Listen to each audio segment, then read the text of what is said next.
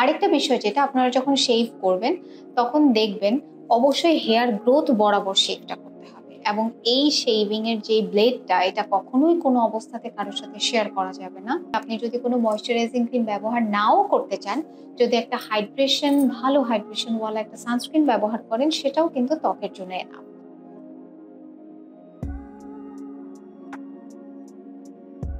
আসসালামু আলাইকুম, আমি ডক্টর নুবাইরা তাসনিম। সবাই কেমন আছেন? আজকে এমন একটা জিনিস নিয়ে কথা বলবো যেটা নিয়ে কেউ কথা বলে না, সেটা হচ্ছে ছেলেদের ত্বকের জন্য। ছেলেদের ত্বকে আবার যত্ন লাগে নাকি? সবার আসলে ভাবখানা এমন, কিন্তু ছোট ছোট একটু বিষয় লক্ষ্য করলে দেখা যাবে যে আমরা যদি একটু কেয়ারফুল থাকি তাহলে সবকিছু খুব স্বাভাবিকভাবে করা সম্ভব। যেমন ছেলেরা আপনারা প্রতিদিন যারা শেভ করেন, আপনারা শেভের সময় যদি একটা জেল বেসড অথবা ক্রিম বেসড একটা শেভিং ক্রিম ব্যবহার করেন, ফিটকিরি অথবা স্যাভলন অথবা সাবান ব্যবহার না করে, তাহলে কিন্তু স্কিনটা অনেক ভালো থাকে। সাবানের মধ্যে যে সালফেট থাকে, এই সালফেটটা কিন্তু স্কিনটাকে ড্রাই করে দেয় এবং তখন ছোট ছোট কাটমার্ক তৈরি হয়, বিভিন্ন ধরনের ইরিটেশন তৈরি হয়, ছোট ছোট বাম্প তৈরি হয়। আরেকটা বিষয় যেটা আপনারা যখন শেভ করবেন তখন দেখবেন অবশ্যই হেয়ার গ্রোথ বরাবর শেভটা করতে হবে এবং এই শেভিং এর যে ব্লেডটা এটা কখনোই কোনো অবস্থাতে কারোর সাথে শেয়ার করা যাবে না।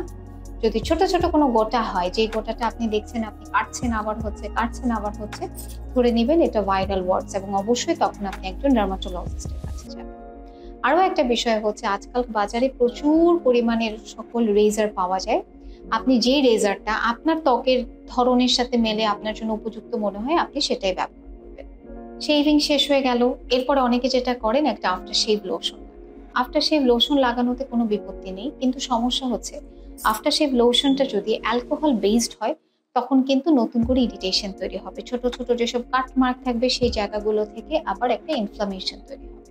এই বিষয়টা যদি সচেষ্ট থাকা যায় শুধুমাত্র রেজার এবং শেভিং এর ক্ষেত্রে, তাহলে কিন্তু বিশাল বড় একটা জায়গা থেকে মুক্তি পাওয়া সম্ভব।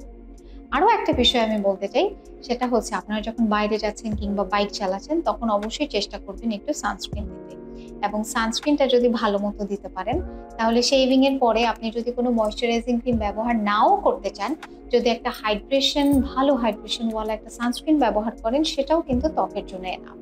তবে সব থেকে ভালো হয় শেভিং শেষ করার পরে আফটার শেভ লোশন যদি অ্যালকোহল ফ্রি হয় সেটা ব্যবহার করবেন। এরপরে খুবই ভালো মানের একটা ময়শ্চারাইজার, পরবর্তীতে সানস্ক্রিন ব্যবহার করে বাইরে যাবেন। আপনার বাহিরের সকল কাজ শেষ করার পরে আপনি যখন ঘরে ফেরত আসবেন তখন আপনার স্কিন যদি অয়েলি হয় তাহলে আপনি একটা অয়েল বেসড ক্লিনজার, এবং আপনার স্কিন যদি ড্রাই হয় তাহলে আপনি একটা ওয়াটার বেসড ক্লিনজার, অথবা আপনি যদি প্রচন্ড পলিউশনে থাকেন তাহলে আপনি এই দুটোই একসাথে ব্যবহার করতে পারেন। এবং তখন আপনি দিনে সকালবেলা যে ময়শ্চারাইজিং ক্রিমটা লাগিয়েছিলেন তারপরে সেটি লাগিয়ে ঘুমিয়ে যেতে পারেন। তার মানে জাস্ট 3টা জিনিস যদি আপনি ব্যবহার করেন, একটা হচ্ছে ভালো মানের একটা ক্লিনজার, একটা ভালো মানের সানস্ক্রিন, একটা ভালো মানের ময়শ্চারাইজার, তাহলেই কিন্তু আসলে স্কিনের পুরো যত্নটা হয়ে যাচ্ছে। ভালো থাকবেন, সুস্থ থাকবেন। আসসালামু আলাইকুম।